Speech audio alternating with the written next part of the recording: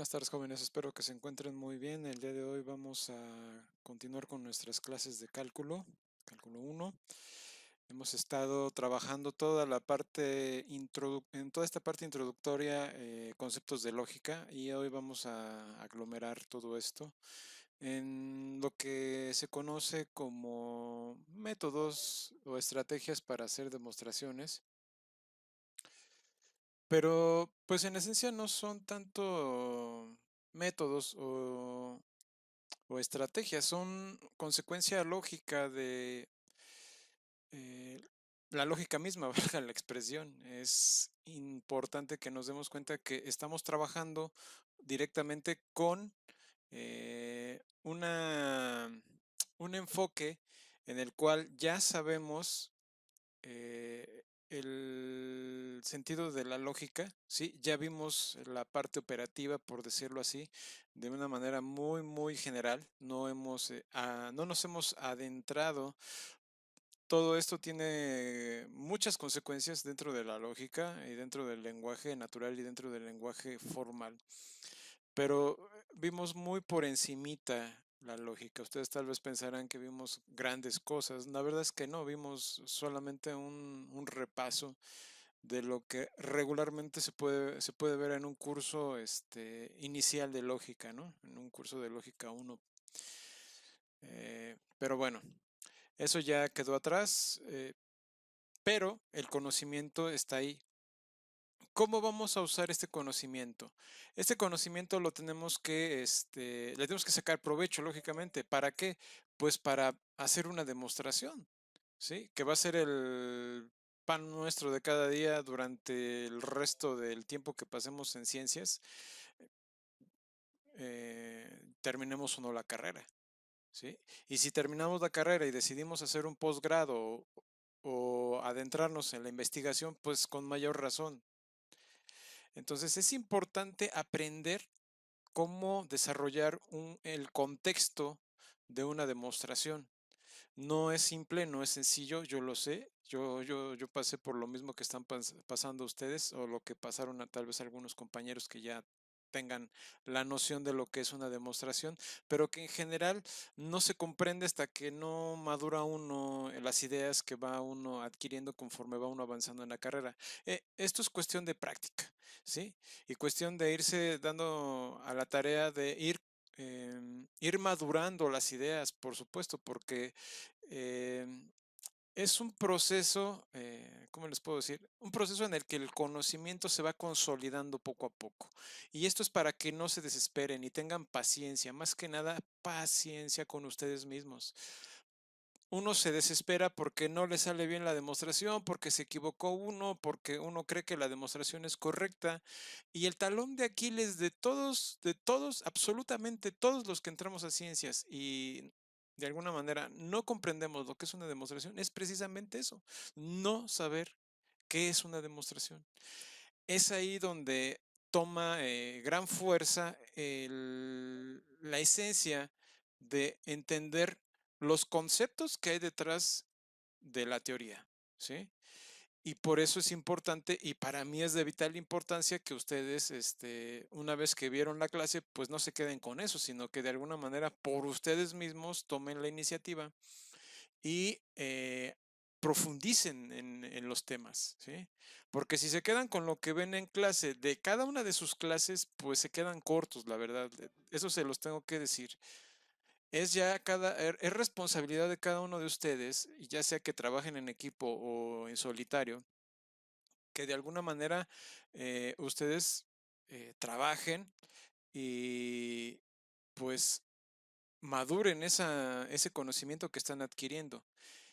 Pero bueno, esto es pura retórica, así que vamos a pasar a la acción, ¿no? Para que no me quede yo nada más con la pura retórica y ustedes pues puedan ver ya en el contexto lo que quiero decirles.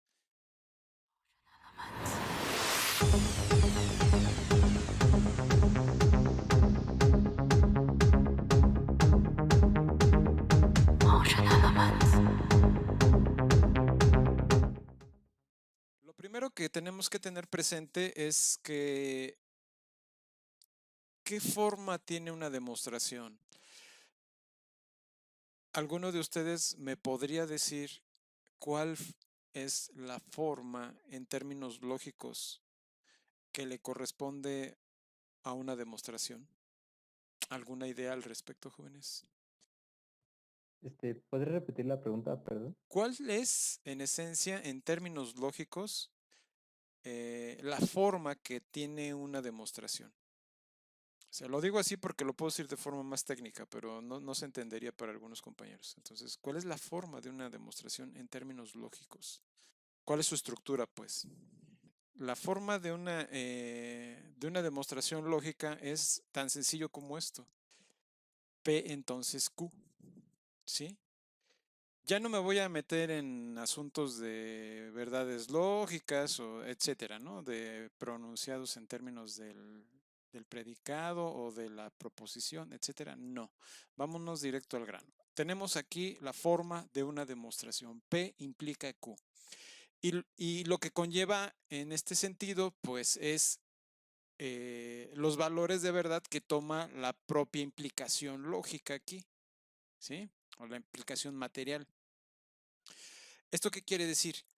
Que ya conocemos a P como el consecuente o como el antecedente y Q como el consecuente.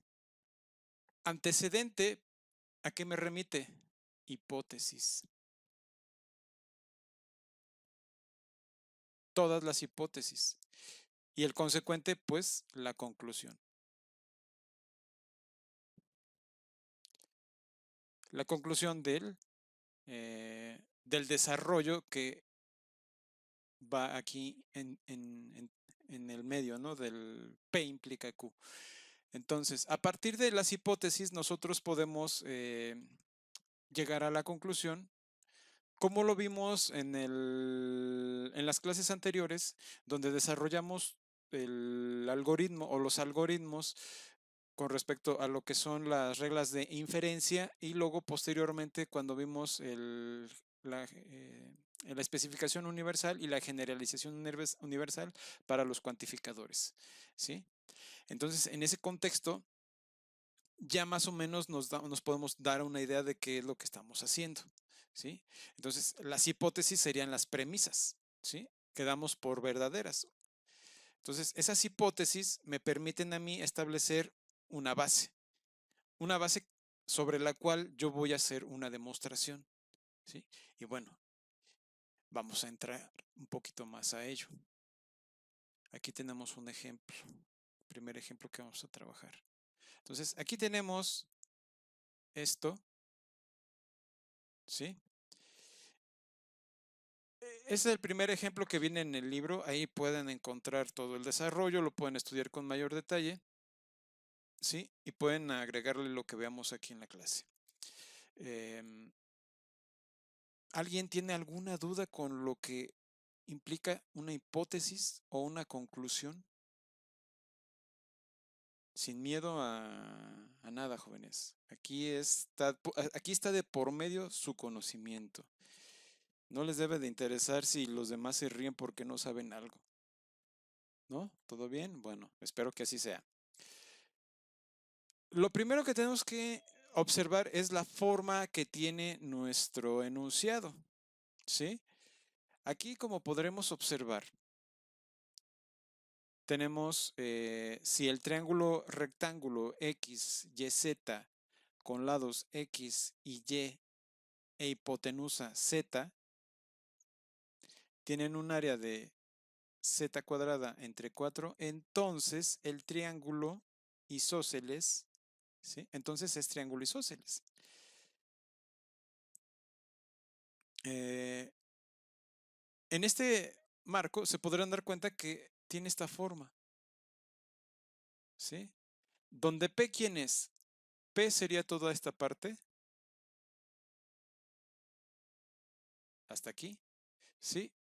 ¿Y quién sería Q? Esto de aquí, Lo que sería después del entonces, ¿no? exactamente.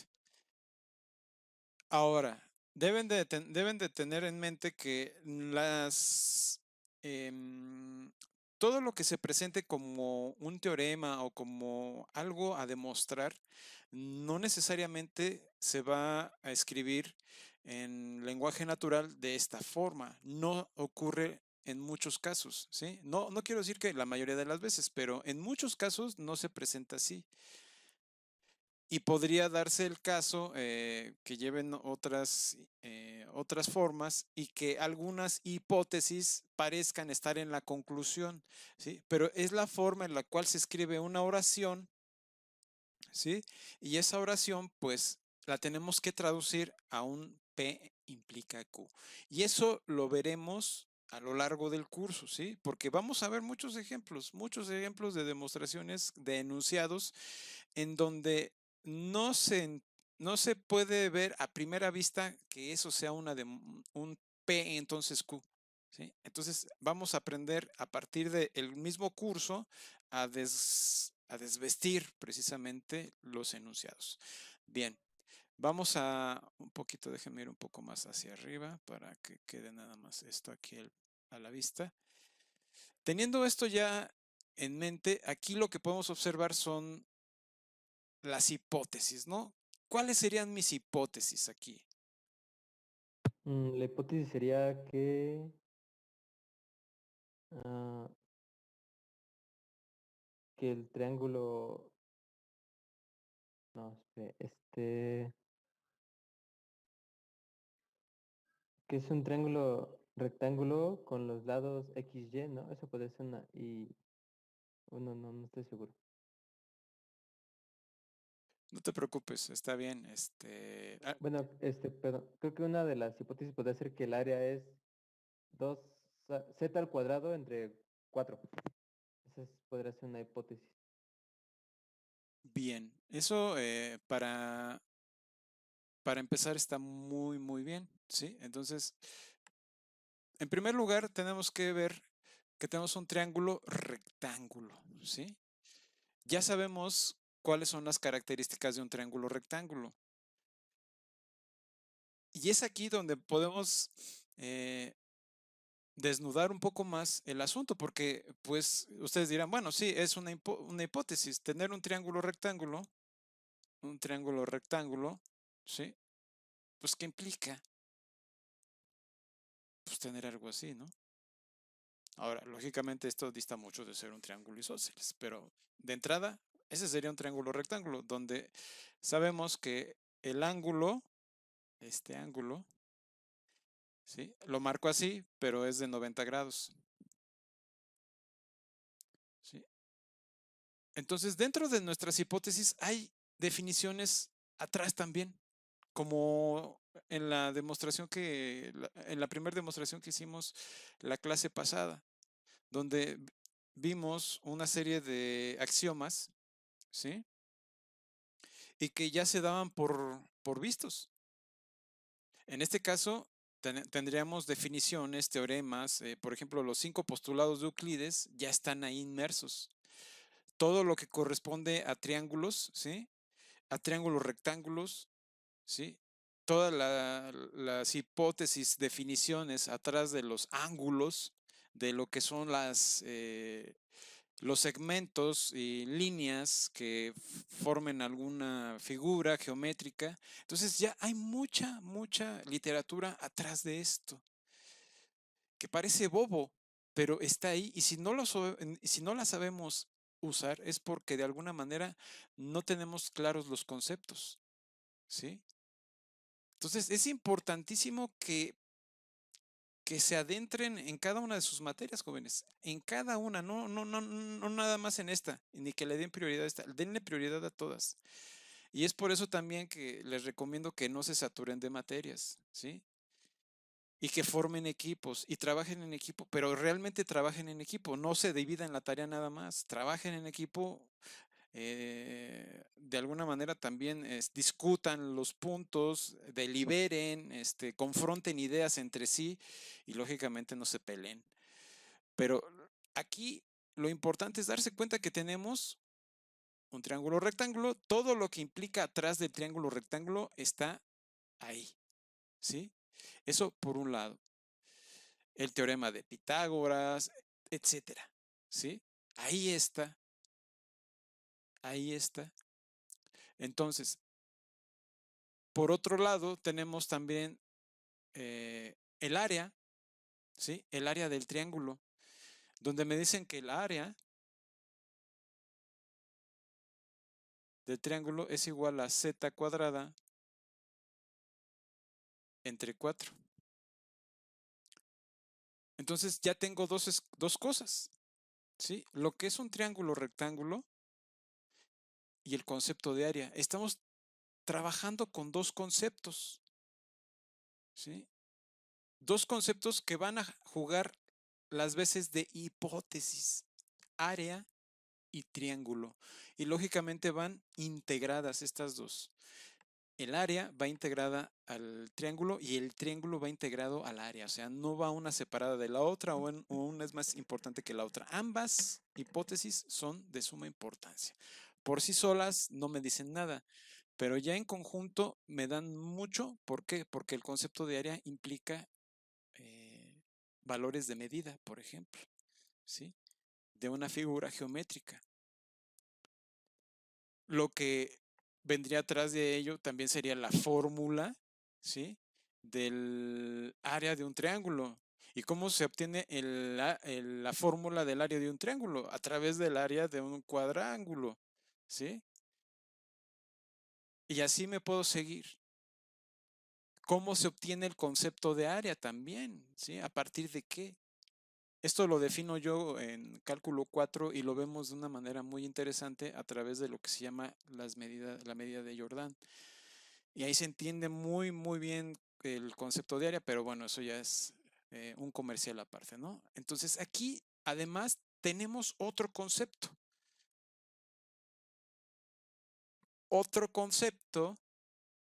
que nos va a ayudar en la demostración, pero que está dentro de la conclusión, que es el concepto de ser triángulo isósceles y todo lo que implica ahí el concepto de triángulo isósceles, ¿sí?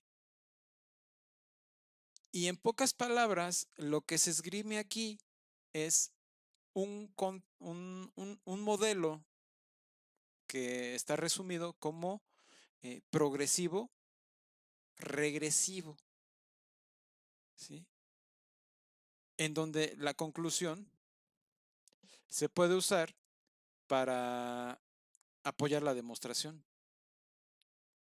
Estamos tal vez muy acostumbrados a ir de forma progresiva y esto, ¿qué quiere decir con progresivo y qué quiere decir con regresivo? Pues vamos a ello antes de entrar a la demostración de este enunciado, ¿sí? ¿Cuál es esto que me dicen progresivo, que es regresivo y por qué?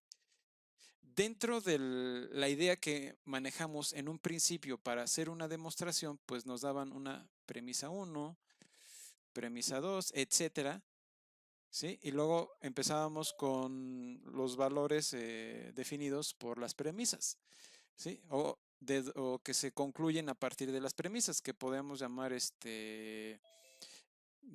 O1, ¿sí? Paso 1, paso 2 y así sucesivamente hasta n, ¿no? Y ya por último obteníamos la conclusión. Entonces parece que vamos como en orden, más o menos. Ahí combinando,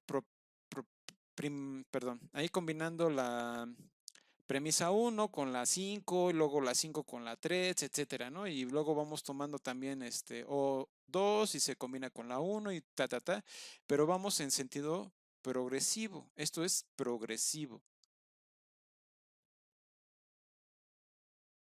¿sí? Esta es una progresión. ¿Por qué? Porque vamos avanzando. Y de lo que vamos deduciendo, lo vamos usando para deducir otras cosas. ¿Hasta llegar a dónde? Hasta llegar a la conclusión. ¿Sí? Ya nos dan la conclusión, entonces ya sabemos a lo que queremos llegar. En este sentido, no podemos decir que la conclusión apoye la demostración. Entonces, ¿por qué regresivo? Porque en el regresivo usamos la conclusión para ir hacia arriba. ¿sí? ¿Por qué?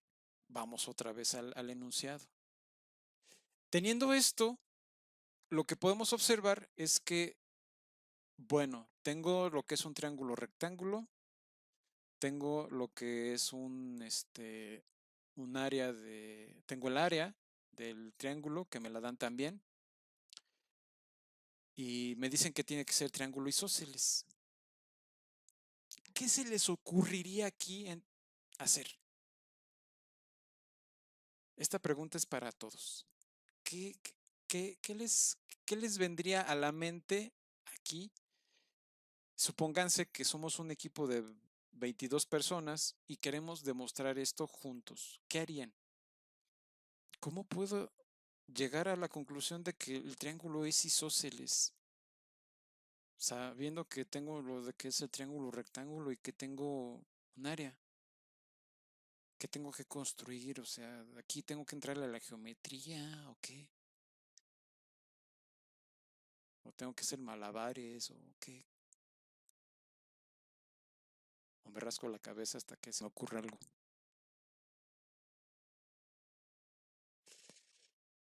Pues algo que tienen que darse cuenta aquí, jóvenes, algo muy importante es una pregunta clave, ¿sí? Esto lo dice el mismo libro y la llama pregunta de abstracción. Aquí lo voy a traducir simplemente como una pregunta de cómo puedo yo pasar, perdón, de cómo yo puedo pasar de aquí, cómo puedo pasar de aquí a acá, ¿sí? Porque si lo ven desde esta perspectiva, pues a ojo de bueno, a primer ojo, pues, ¿cómo relaciono triángulo rectángulo y área con un triángulo isósceles? ¿Cómo? No se me ocurre, ¿sí?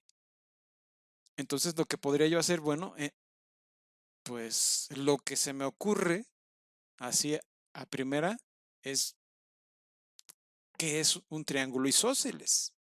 Tengo un triángulo rectángulo donde sé que sus lados son X, Y y Z, así como me los dan. Me dicen que la hipotenusa es Z y también sé que uno de sus ángulos es de 90 grados, pero nada más. No me dicen nada más. No puedo presuponer otra cosa. También me dan el área. ¿Cómo usar eso? Entonces, como que no está muy claro. Entonces dice uno, a ver, ¿qué es un triángulo isósceles? ¿Sí? Bueno, un triángulo isósceles, pues es un triángulo que tiene, en esencia, dos cuestiones fundamentales. Dos ángulos iguales y dos lados iguales. Entonces, a partir de ahí, yo puedo agarrarme y entonces hacer lo siguiente. Teniendo esto y viendo que un triángulo isósceles tiene dos lados equivalentes, ¿sí? Ya sé que la hipotenusa, también esto me puede servir de apoyo, la hipotenusa es de alguna manera menor que la suma de, de los dos lados que corresponden a X y Y. Eso de entrada, eso también lo tengo. O sea, si tengo los lados X y Y, se supone en esencia que son en sumados son mayores que la hipotenusa. Eso por un lado. Pero estamos pensando en el triángulo isósceles, ¿sí? El triángulo isósceles, pues lógicamente, como me lo pintan, podría ser algo así, más bien parece equilátero, pero supónganse que es un triángulo isósceles. Entonces, esta es la hipotenusa, entonces tengo X y tengo Y. Supongamos que X y Y, así como me los dan, son distintos de Z. ¿Esto qué quiere decir? Si X es distinto de Z y Voy a poner así. Y Y es distinto de Z, no me queda más que X sea igual a Y. Si estamos pensando lógicamente en que sea un triángulo isósceles. A partir de aquí, ¿cómo me puede servir esto? Si este es isósceles, esto se cumple. ¿Sí? Entonces, dense cuenta aquí, estamos utilizando esto, y pasamos de triángulo isósceles a X igual a Y. Pero esto tendría que ser un sí solo sí. Si tengo un triángulo isósceles y defino dos de sus lados como X y esos dos lados tienen la misma longitud, pues en ese caso X y Y son equivalentes. Entonces, si X y Y son equivalentes, es sí y solo sí, mi triángulo es isósceles. ¿Sí? Mi triángulo XYZ. Teniendo esto en mente, pues como que no me da mucha información. Pero ya tengo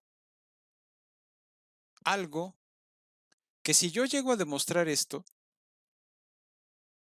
se tiene que cumplir entonces que el triángulo es isósceles. Por fuerza, porque esto va unido de la mano. No puede ser de otra forma. En todo caso, pues en algún punto tal vez ya debemos haber demostrado esto, por supuesto. ¿Sí? Demostrando eso, pues está más que puesto. Supongamos que lo tenemos de momento. ¿Sí? Entonces, dentro de esta implicación, ¿qué otra cosa se me puede ocurrir? ¿Cómo relacionar entonces esto ahora con triángulo rectángulo XYZ y área Z al cuadrado entre 4? ¿Cómo implicar una cosa con la otra? ¿Cómo nos dirigimos de XYZ o cómo nos dirigimos del triángulo rectángulo al área? ¿Sí? De ¿Cómo nos dirigimos al triángulo rectángulo y al área? ¿Alguna sugerencia, jóvenes? Pues porque el área es base por altura sobre 2 o algo así. El área es base por altura sobre 2 y la tenemos que usar, por supuesto. La tenemos que usar en algún momento. Supongamos que no es. Vamos a. Permítanme un segundo nada más. Supongamos que tenemos nuestro triángulo rectángulo y es de esta forma. Déjenme. Y es de esta forma. Algo así. Donde puesto así como lo estamos teniendo, este sería X. Este lado sería Y. Este punto, perdón, ese ángulo. Y tenemos Z. ¿Sí? Tenemos X, los lados, Y, Z. Lógicamente estoy pensando en estas como mayúsculas. ¿Sí? Y las otras como minúsculas. Véanlas así, de momento. En este contexto, a ver, permítanme, es que aquí ya me equivoqué.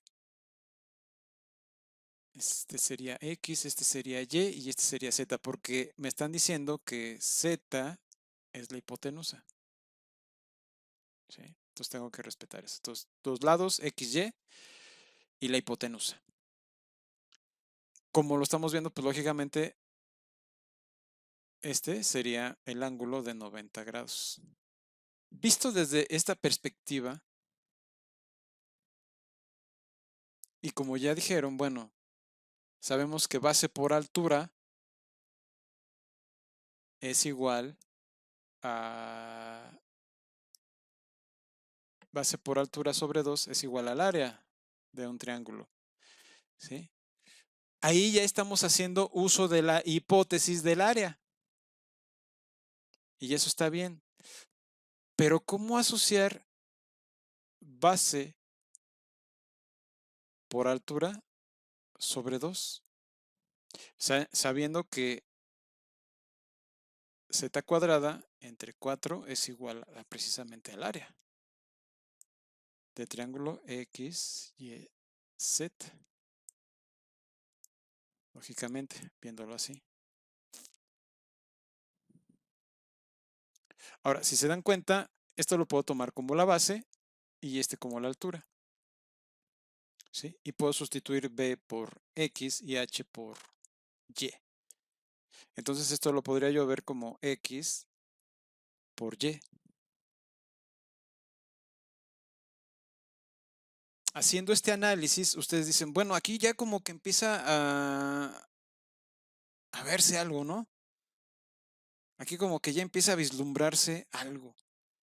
Pero todavía no encuentro cómo esto me pueda servir con respecto a esta equivalencia, ¿no? Cómo ese X por Y igual a Z cuadrada entre 4 sea equivalente a X igual a Y. Ahora, tienen que tener cuidado, ¿sí? Porque esto no lo puedo usar para hacer la demostración. ¿Por qué? Este es un paso importantísimo porque ustedes pueden sacar conclusiones, pueden decir, pues lo uso y como X es igual a Y, sustituye, pum, pum, pum. No, tengan cuidado. Esto lo quiero demostrar, jóvenes, porque quiero demostrar que el triángulo es isósceles. No puedo usar lo que quiero demostrar. Eso es importante. De momento, por supuesto, si voy a usar este método progresivo regresivo, no puedo usar esto de aquí como, como hipótesis, porque no es hipótesis. Es algo a lo que tengo que llegar. Ahora, vamos un poco más allá, porque todavía no es muy claro cómo puedo asociar esto con esto. Todavía no se ve. ¿Qué podemos hacer más allá de esto? Bueno, si tengo que X es igual a Y, también podemos darnos cuenta que X igual a Y está dado en términos de números. Lo podemos ver como dos números, ¿sí? Dos números en los reales. Veámoslo de momento así. Tomémonos esa licencia. Si X es equivalente a Y, los estaría yo interponiendo como números reales. ¿Sí? Entonces, si los estoy asociando como números reales, a partir de aquí, yo puedo hacer toda la serie de maniobras que vimos en la clase pasada, ¿sí? De la lógica y concluir entonces, a partir de aquí, que esto me lleva a que X menos Y es igual a 0. Donde Y podría ser las veces de ¿cómo se le llama? De inverso aditivo de la X, porque me da 0. ¿Sí? Y esto lo podemos ver como el axioma del 0 en del ejercicio de la clase pasada, si lo recordarán.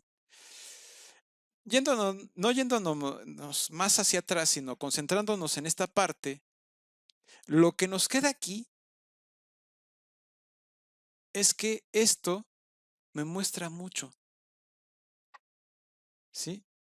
X menos Y igual a 0 ya me dice algo. ¿Sí? Entonces, se puede decir que al ver esto de aquí como conclusión y al ver esto otro de aquí como conclusión, esto también sería como parte de la conclusión. ¿Por qué? Porque si se dan cuenta, esto también tiene la forma de sí solo sí. Si esto es verdadero, entonces esto también es verdadero, ¿sí? Porque si X y Y son equivalentes, tiene que ser también que X menos Y me dé 0 en términos de un número real. Entonces, si yo demuestro esto, automáticamente estoy demostrando esto y automáticamente estoy demostrando esto. Entonces es como si tuviera conclusión 1, conclusión 2 y conclusión 3, pero no es que una sea diferente de la otra, sino que son implicaciones una con respecto a la otra. Y si demuestro una, las otras caen ahora sí que como fichas de dominó, una tras otra. ¿Sí? Ahora, ¿vamos bien hasta aquí, jóvenes? ¿Todo está claro? ¿Hay alguna duda hasta aquí?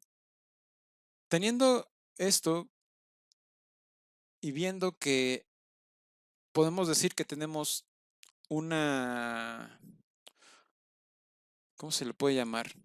Una alternativa a la de que un triángulo es isósceles a partir de lo que ya hemos discutido. Entonces, si me concentro en esta parte para hacer la demostración, de alguna manera, pues algo más se me podría ocurrir con respecto a esto.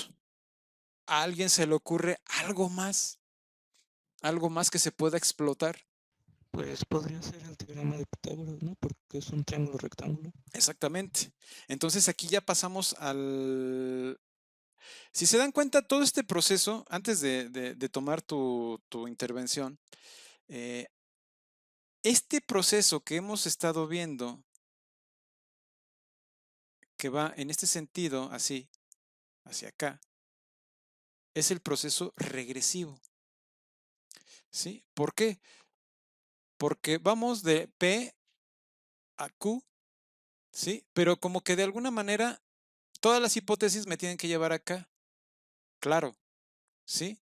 Pero de aquí como que obtuvimos Q1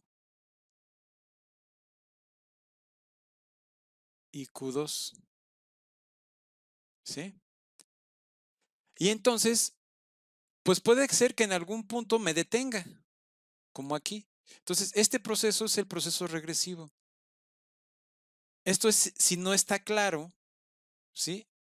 Al hacer el análisis del triángulo isósceles y pues así como que, bueno, es triángulo isósceles y eso no me dice nada, y de repente se me ocurre Q1, que podría ser esto, y luego Q2, que podría ser esto, bueno, pues entonces como que ya vislumbro algo, entonces pues digo, bueno, pues ahí tengo lo del área, pero también tengo lo de Pitágoras, ¿sí? Y me viene esto a la mente, por supuesto, ¿sí?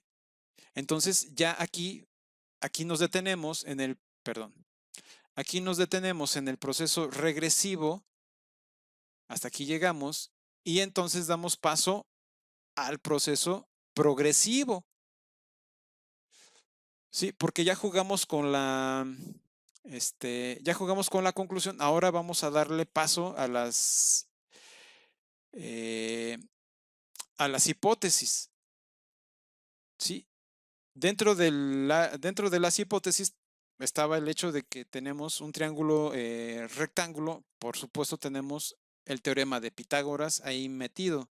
Entonces, en ese contexto puedo decir que de las hipótesis puedo extraer x cuadrada más y cuadrada igual a z cuadrada, ¿sí? Ahora, la pregunta del millón, ¿cómo usar esto? ¿Sí? Por supuesto que lo tenemos que utilizar en los términos en los cuales se nos está presentando. Esta equivalencia, pues de alguna manera tiene que jugar su papel aquí. Entonces, ¿qué es lo que estoy diciendo? Pues tendría yo que sustituir x cuadrada más y cuadrada, ¿sí? Sobre 4. Y esto tiene que ser igual a x perdón que lo interrumpa. Es que yo ya no entendí de dónde salió el x cuadrada más y cuadrada igual a z cuadrada. Ah, ok. Salió de las hipótesis.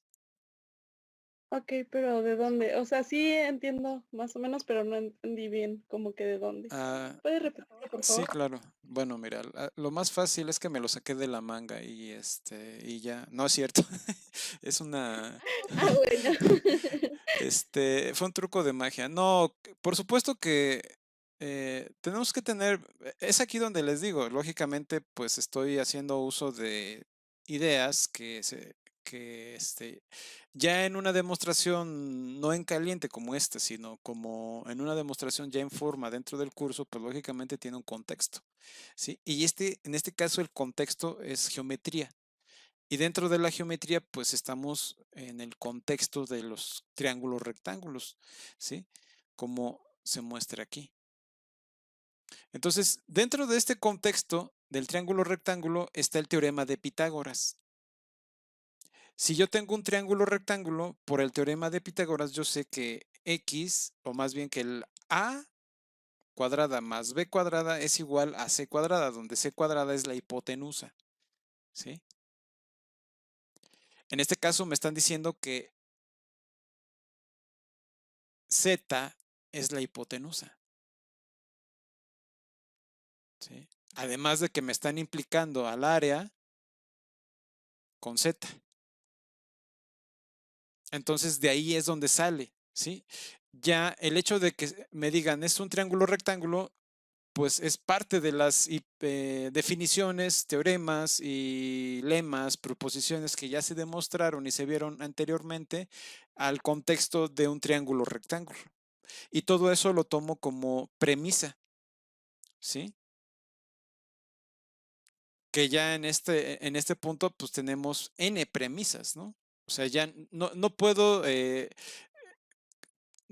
alguna manera, diluyo todas esas premisas en el concepto de triángulo rectángulo, porque el hecho de que yo te diga triángulo rectángulo ya implica todo lo que hay atrás del triángulo rectángulo, ¿sí? Todos los conceptos de triángulo, ¿sí? Todos los conceptos de ángulos, todos los conceptos de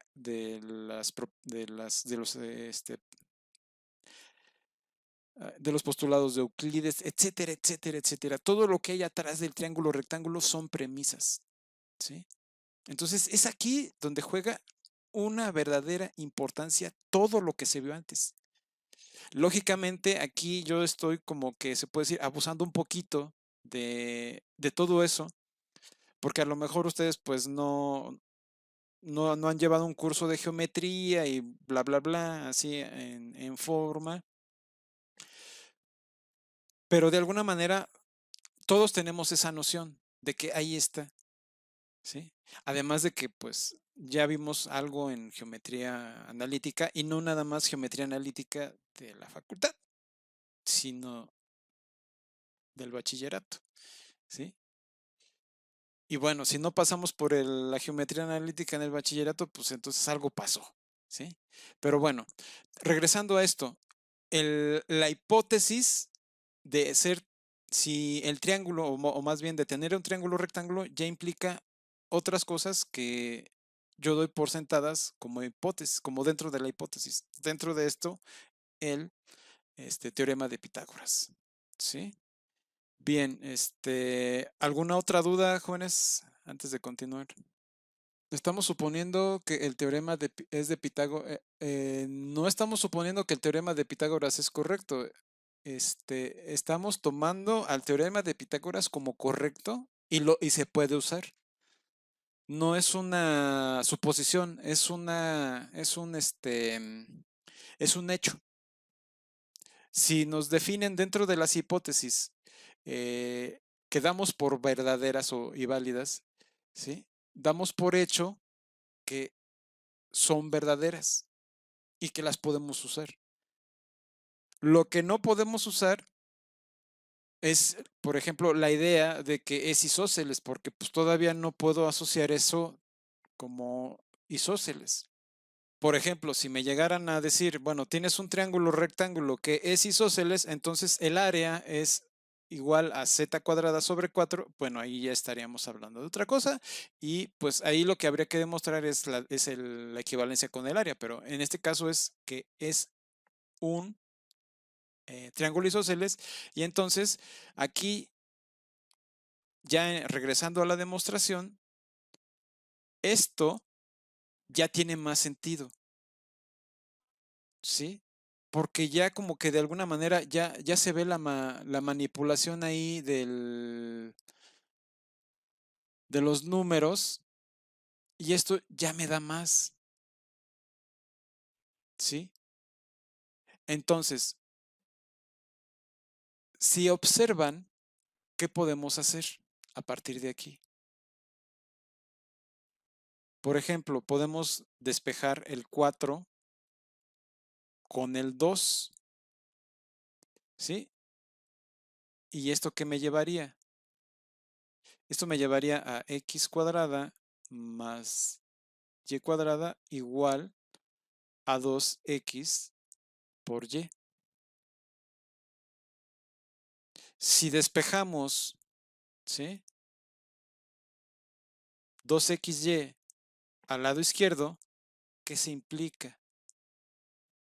X cuadrada más, perdón, menos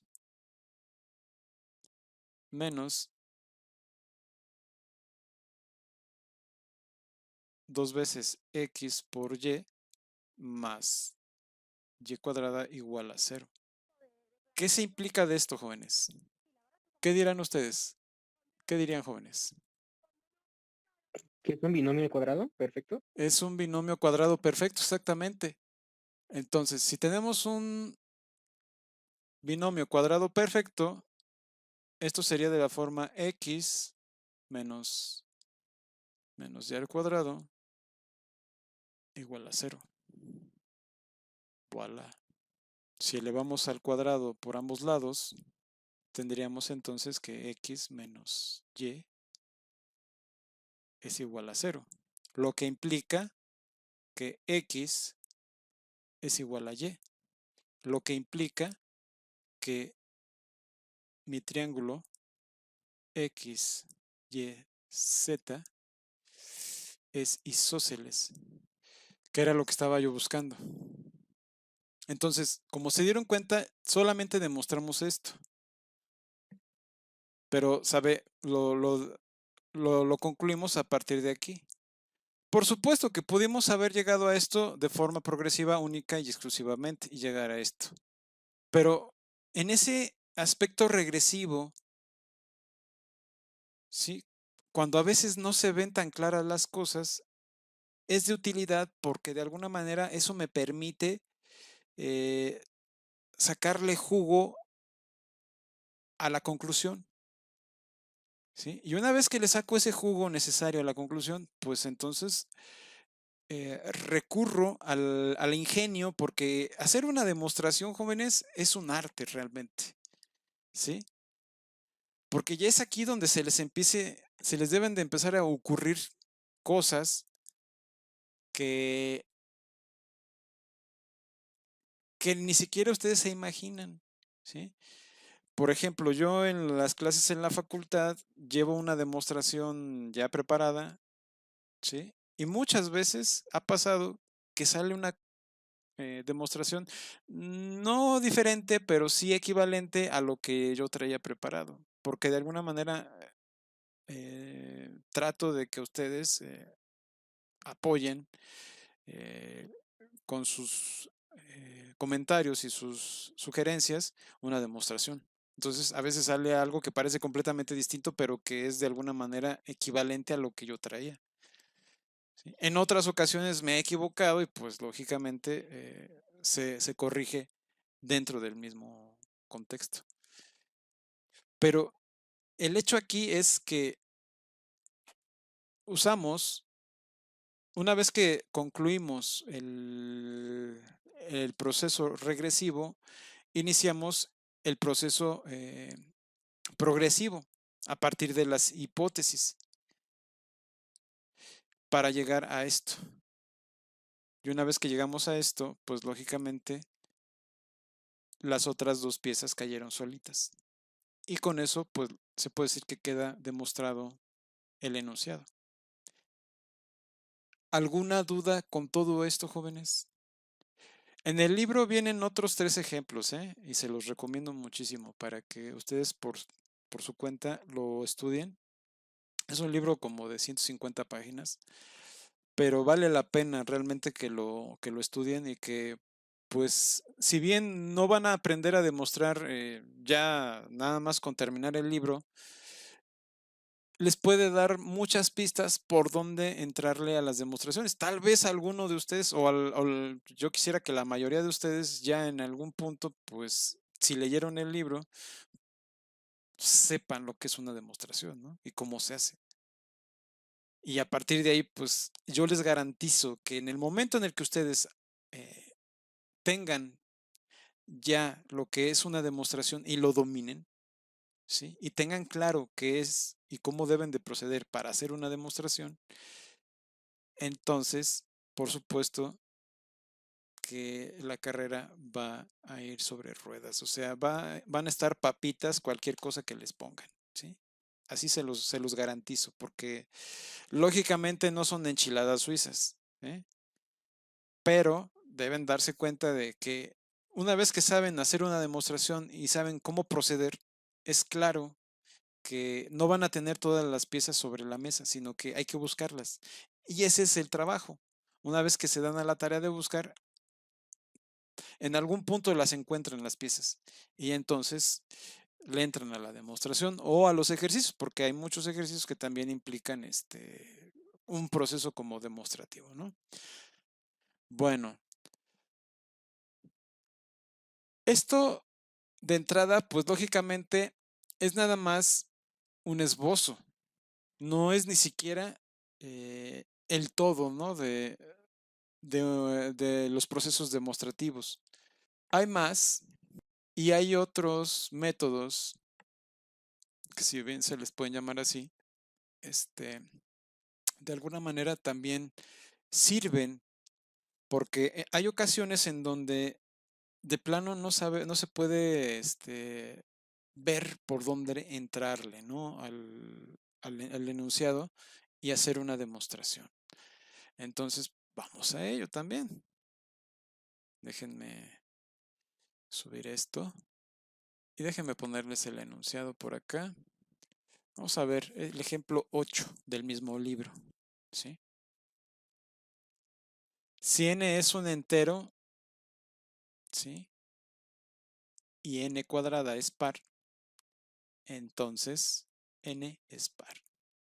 Ya de cajón, ya aquí lo primero que salta a la vista es que esta es una oración de la forma P implica Q. No hay vuelta de hoja, ¿sí? No, no podemos, no está reescrita ni nada, simplemente ahí está. No hay otra discusión al respecto, tiene la forma P implica Q. Y lógicamente aquí algo que salta a la vista, pues son las hipótesis, ¿no? Aquí, como se podrán dar cuenta, pues estamos trabajando con n es un número entero y n cuadrada es par. Entonces, aquí ya estamos dando por supuestas varias cosas. Aquí ya sabemos lo que es un número natural. Ya sabemos lo que es un número entero. Ya vimos todas las reglas de operación que implican tanto un número natural como un número entero, ¿sí? Y como también podemos observar, eso nada más es dentro de las implicaciones o dentro de lo que se puede deducir de lo que implica ser un número entero. Pero dentro de las hipótesis también nos dicen que n cuadrada es par. Y esto implica dos conceptos. El de exponente. Entonces aquí en este punto se supondría, en este contexto, que ya tendríamos que tener claro lo que es un exponente, un número exponencial, ¿sí? Y también el concepto de número par. Eso nada más para entrarle de primera vista. Y por otro lado, también nos inducen esto dentro de las hipótesis. Entonces, en la conclusión, estas son mis hipótesis. Hipótesis que, repito, damos por ciertas, ¿sí? Damos por verdaderas. Y por otro lado tenemos la conclusión. Y la conclusión es lo que tenemos que demostrar, donde implica que n es par. Nada más. Entonces, ¿cómo entremezclamos todas estas hipótesis para concluir esto? Yo lo que decía era por negación, a suponer que n es impar y bueno, como n sería impar, se escribiría como de la forma 2k más 1 para k un entero y elevarlo al cuadrado para ver que realmente eso no es par. Te adelantaste, tramposo. Pero no, no es cierto. Ah, No, perdón. no, está Perdón. bien, está bien, está bien. No, fue una broma, no te cohibas. Está muy bien tu razonamiento. Está perfecto, de hecho. ¿Sí? De hecho, está perfecto tu razonamiento. Pero antes de entrarme ahí, ¿sí? Quisiera forzar un poco la máquina. ¿Por qué? Porque de alguna manera lo que quiero ver es qué pasa realmente con esta idea de que n es par. ¿Sí? Si n es par, ¿a qué me estoy refiriendo? Me estoy refiriendo a que n tiene que ser de la forma igual a 2k, con k en los números enteros. Creo que hasta ahí no hay discusión. Pero me están diciendo que n al cuadrado es igual, es par. Eso me lo dan por hipótesis. Aquí ya está. Entonces, 2m, donde m es un número en los enteros también. ¿Sí? Bueno, hasta aquí no hay discusión. Supongamos que puedo aplicar los raíz cuadrada de los dos lados. Entonces, lo que me queda por las reglas de la raíz cuadrada es que n es igual a la raíz cuadrada de 2m.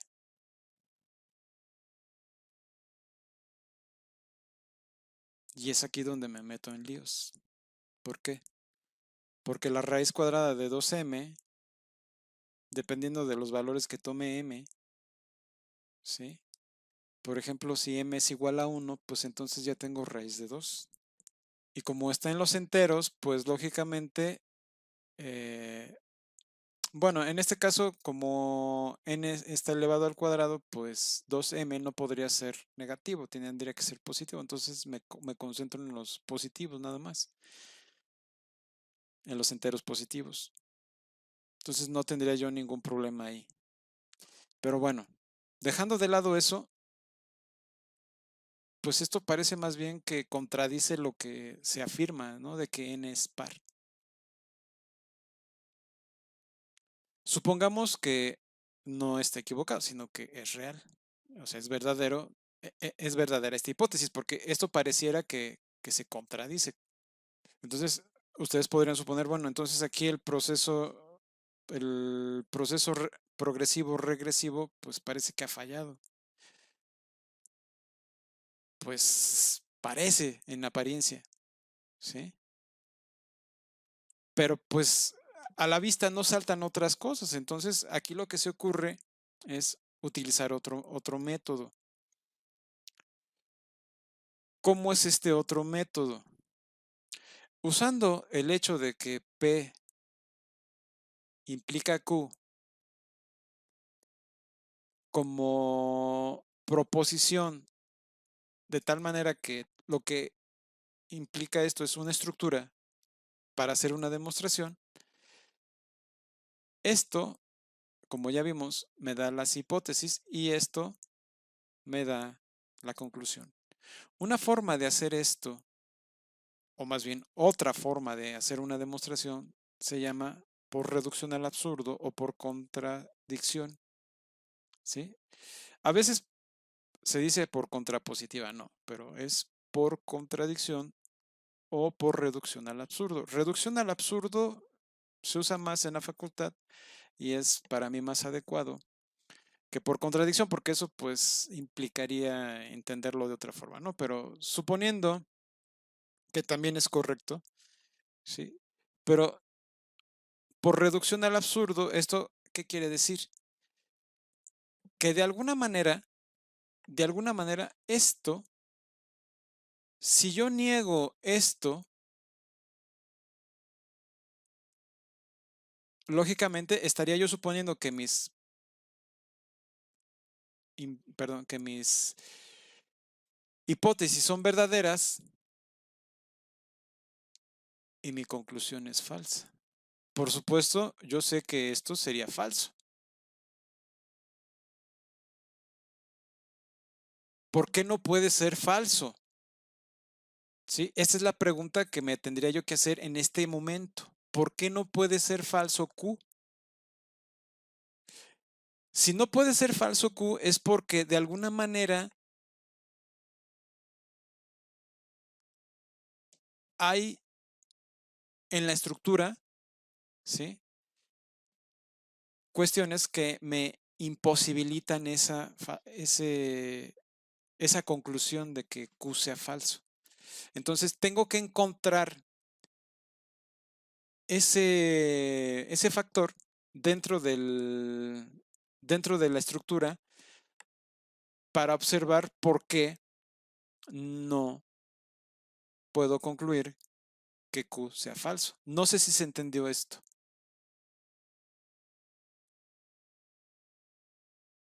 ¿Alguien me puede decir, sabes qué? No te entendí ni papas. Así que por favor regrésate. Con toda confianza, jóvenes. Profe, ¿lo puede volver a repetir? Por supuesto, con todo gusto, jóvenes. A ver. Bueno, ¿ha quedado claro hasta aquí? El proceso que les estoy comentando, que el compañero, ahorita no vi quién, dijo, es perfecto, pero eso tiene un nombre, ¿sí? Y este nombre es un proceso de una estructura que se llama reducción al absurdo. ¿Por qué reducción al absurdo? Porque dentro de mis hipótesis, H1, H2, H3, etcétera, hasta Hn, o sea, todas mis hipótesis son verdaderas. Y lógicamente, para hacer la demostración, pues yo tengo que llegar a una conclusión verdadera. Pero si no veo de alguna manera cómo demostrar, o sea, si me voy a la conclusión y tampoco encuentro una manera de utilizar el proceso regresivo y el proceso progresivo que me lleva hacia adelante, no me dan pistas, pues entonces algo que puedo usar es esto, negar la conclusión, negar C, así. ¿Por qué negar C? Porque si yo niego C, al negar C, yo sé que, o en teoría, yo sé que esta proposición es falsa. ¿Sí? O sea, la proposición de P implica no Q, es falsa en teoría, ¿sí? ¿Por qué? Porque yo sé que mis hipótesis son verdaderas y esto es falso. Yo aquí lo que me estoy cuestionando es que esto es verdadero, pero ¿qué tal si es falso? Entonces, al negar la conclusión, más bien, al negar la conclusión, yo supondría esta negación como verdadera. ¿Sí? Y la pregunta que me estoy haciendo es, ¿por qué Q? ¿Sí? ¿Por qué Q es verdadera? ¿Por qué no puede ser falsa? Entonces, si no puede ser falsa, es porque en el proceso de la implicación hay un paso que si yo me supongo negativo o me supongo, niego Q y la tomo como verdadera, en algún punto la negación de Q me va a llevar a concluir algo que va en contra de lo que está dentro de las hipótesis, que puede ser, supongamos que encuentro que me contradice a H3, a la hipótesis 3. ¿Sí? Y dentro de las hipótesis que tenemos acá arriba, ¿sí? Tenemos que ya podemos dar por descontado que todo lo que implique ser natural está ahí, todo lo que implique ser entero está ahí, todo lo de los exponentes está ahí, y lógicamente todo lo que implique ser número par. ¿Sí? Y más todavía porque tengo un n cuadrada, donde eso lo que me implica es que n cuadrada es un número positivo. Y más, le puedo agregar más todavía. Sí, pero me voy a quedar hasta ahí. Entonces, ¿en qué punto la negación de Q me va a llevar a una contradicción? Entonces, vamos a hacerlo. ¿Sí? Es aquí donde radica la importancia de aprender a hacer este tipo de cosas. Así como lo dijo nuestro compañero. Déjenme subir esto. En la negación, lo que tenemos entonces que hacer es tomar en el proceso P y la negación de Q son hipótesis. ¿Sí? Porque me estoy tomando la negación de Q como verdadero para ver dónde me salta la contradicción. Y esa contradicción va a ser una proposición R, llamémosla. ¿Sí? Y lógicamente esa proposición tiene que ser falsa. Entonces, me dicen que n es un número natural. ¿Sí? Me dicen que n al cuadrado es igual a 2m. ¿Sí? Y al suponer la negación de Q, entonces para negar Q voy a suponer que n es igual a 2n más 1, o sea que es impar, así como lo habían propuesto. Entonces, a partir de todos estos bichos, pues yo tengo que empezar a desarrollar mi trabajo.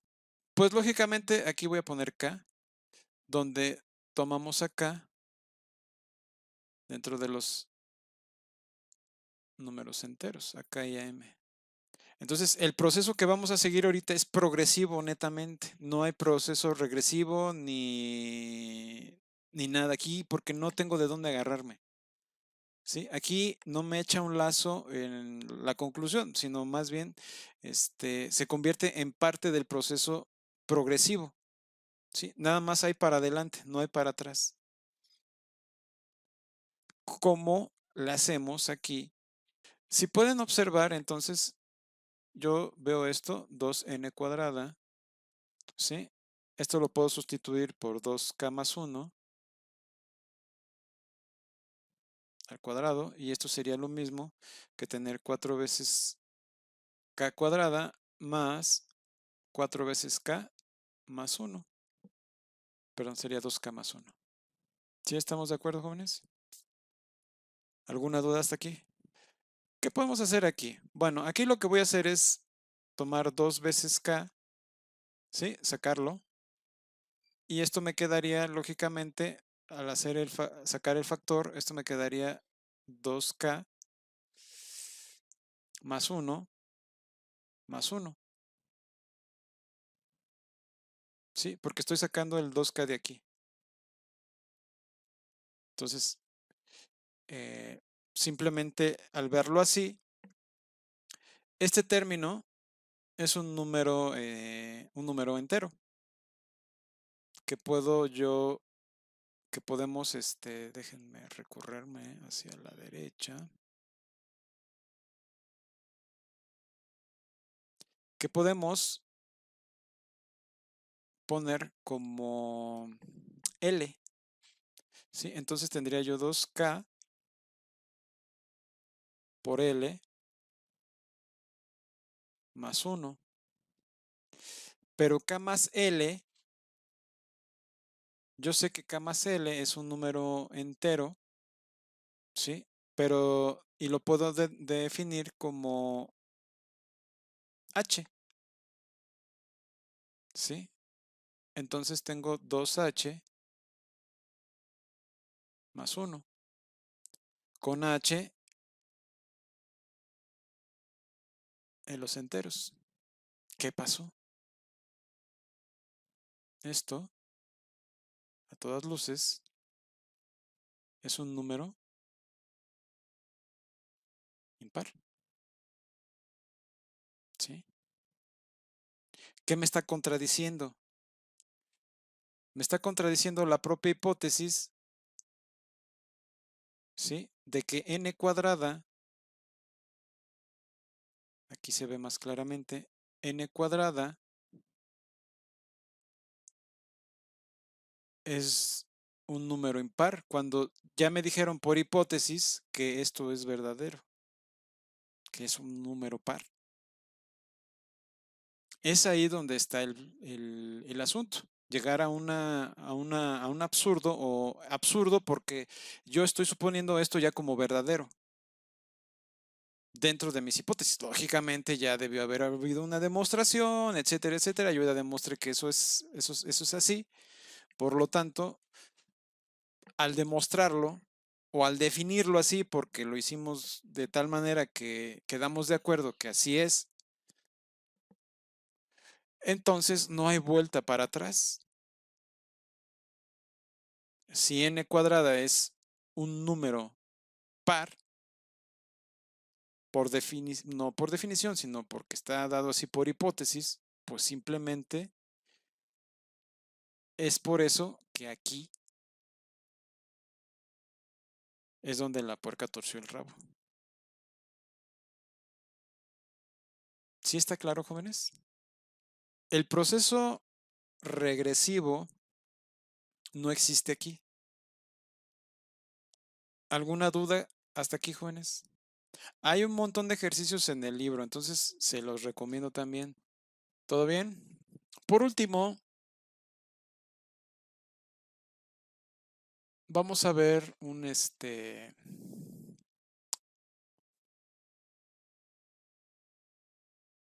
proceso que también implica otra opción al proceso directo, porque el proceso directo es el progresivo regresivo, y los indirectos, en este caso sería el por reducción al absurdo, y este otro que vamos a llamar por contrapositiva. ¿Sí? Pero antes de adentrarme en eso, vamos a explicar un poquito de qué se trata la cosa. ¿Sí? Si a nosotros nos hablan de contrapositiva, lo que nos quieren decir es que de alguna manera ustedes recordarán que tenemos P implica Q, era equivalente a la negación de Q que implicaba la negación de P. ¿Sí? Eso estaba dentro de las equivalencias lógicas. Y esta validación se da a partir de las tablas de verdad. ¿Sí? Entonces, si a mí me dicen, bueno, Tienes que hacer una demostración de la forma P implica Q. Y como podemos ver el enunciado de arriba, ¿sí? De alguna manera también tenemos un enunciado de la forma P implica Q. Pero aquí hay algo que resalta a la vista, ¿sí? Me dicen, si P y Q son números reales positivos, tales que la raíz cuadrada de P por Q no es igual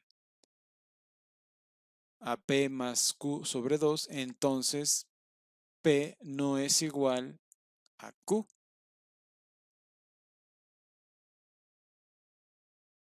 Aquí ya hay dos negaciones, jóvenes. Dos negaciones. Entonces, si me dicen, como estoy observando aquí, si la raíz cuadrada de P por Q no es igual a P más Q sobre 2, entonces P no es igual a Q. Se me ocurre esto. Si me dicen por un lado que la raíz cuadrada de P por Q, bueno, vamos a ponerlo así, P por Q es distinta al cociente de P más Q sobre 2, y esto va a implicar que P es distinto de Q, lógicamente donde P y Q son números reales, ¿sí? Pero lo que me interesa es esto y esto. Entonces, la negación de Q sería P es igual a Q. Y la negación de P, perdón, es igual a Q. Y aquí déjenme hacer la corrección. Disculpen ustedes. Este sería P. ¿Sí? Ya después de hora y media de estar hablando se le cruzan a uno los cables. Entonces, un poquito de paciencia, jóvenes, por favor. Ya en esto, pues lo que va a implicar esta equivalencia es que, siguiendo esta idea, la raíz de P y Q va a ser igual a P más Q sobre 2. ¿Cuál es la clave aquí? La negación. Entonces, P no es igual a Q. P es distinto de Q. ¿Sí? Cuando vean ese caso en donde P es distinto de Q o tal expresión es distinta de tal otra y hay que demostrar eso, pues pregúntense la posibilidad de demostrar por esta vía. Lógicamente, primero exploren la forma progresiva regresiva, ¿sí? La directa, y si no ven para dónde, pues entonces busquen esta otra opción, ¿sí? Y aquí está más tranquilo el asunto, porque si yo tengo como hipótesis que P es igual a Q, pues está a todo dar. ¿Por qué? Porque si yo me voy al hecho de que la raíz de P a Q, y donde sé que P y Q son equivalentes, ¿sí? ¿Qué más puedo hacer? Pues esto me lleva a que, por ejemplo, si sustituyo a P por Q, pues tengo P por P. Y esto es igual, lógicamente, a raíz cuadrada de P cuadrada, pues esto es P.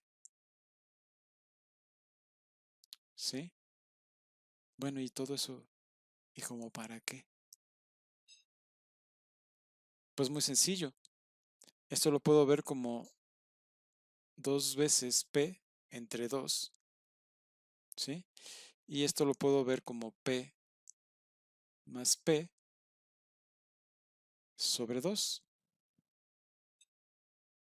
Pero como P por Q es igual, son iguales, entonces P más Q sobre 2 es igual a esto. Y voilà. Funcionó.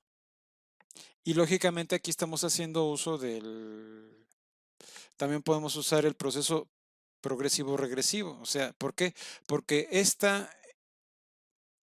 en esta situación ya yo puedo tomar factores de aquí para regresarme un poco, ¿sí? Y a partir de aquí, en algún punto, empatar con esto y llegar a esto, ¿sí? Es el mismo proceso que vimos al principio. ¿Alguna duda con todo esto, jóvenes? Ya saben que si alguien no entendió ni papas, me puede replicar aquí a partir de este momento. ¿Sí, jóvenes? ¿Todo claro? Bueno, todo esto viene en el libro. Todo esto viene en el libro que les compartí, ¿sí? No pongo más enunciados porque en el video esto me lo pueden censurar, ¿sí? Por derechos de autor, porque ya me ha pasado. No con estos detalles, pero si yo les pongo el texto directamente y empiezo a escribir sobre el texto, pues ya me ha pasado que al comentar otros textos sobre el texto en vilo, me han censurado videos por derechos de autor, entonces nada más les pongo fragmentitos, ¿no? Entonces, este texto, como ustedes recordarán, ¿sí? Es cómo entender y hacer demostraciones en matemáticas, ¿sí? Cómo entender y hacer demostraciones en matemáticas, y es de Daniel Solow, ¿sí? Este es de la editorial, déjenme ver por aquí, ¿dónde está la editorial? Limusa, ¿sí? De la edición, ¿de qué año? Déjenme ver, es de 1993, ¿sí? Ahí lo tienen, revísenlo. Si tienen más dudas, pues las podemos discutir en la clase que sigue. Y pues, si no tienen dudas, jóvenes, con esto terminaría la sesión del día de hoy. Y ya la próxima clase nos vemos con teoría de conjuntos, ¿sí? Ya entramos ahora sí de lleno a nuestros que veres, ¿no? Que tienen que ver ya con todo esto. Este fue nada más una introducción. Y bueno, si no hay más dudas, pues nos vemos el próximo miércoles. Que tengan excelente tarde y hasta pronto. Cuídense. Gracias, hasta luego. Hasta luego. Hasta luego. Gracias, profe. Hasta Hasta luego. luego a todos ustedes. Muchas gracias. Tell me pretty lies, look me in the face, tell me that you love me, even if it's